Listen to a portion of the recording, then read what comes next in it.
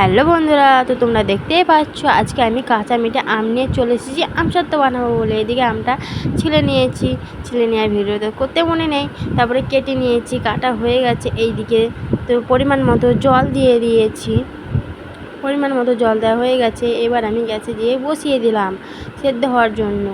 তো এইদিকে গ্যাসটা জ্বালিয়ে দিলাম, এদিকে নুন দিয়ে দিলাম অল্প, তারপরে ফুটে গেছে, দেখো কত সুন্দর। তারপরে সেদ্ধ হয়ে গেছে। এদিকে এটাকে এবার একটুখানি গুটিয়ে দিলাম। তো এবার আমি মিক্সারে দিয়ে দিলাম মিক্স করতে।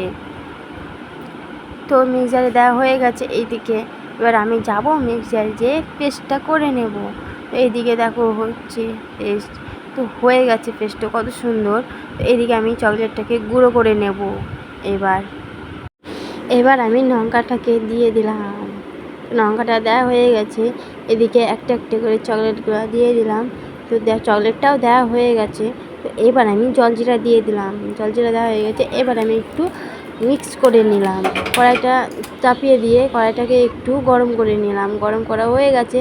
এবার আমি আম সত্ত্বটাকে ঢেলে দিলাম, পরিমাণ মতো চিনি দিয়ে দিলাম, চিনি দেওয়া হয়ে গেছে। এবার একটু ফুটবে, দেখো আমি একটু নেড়ে নিলাম, একটু নাড়া হয়ে গেছে, এবার ফুটে গেছে।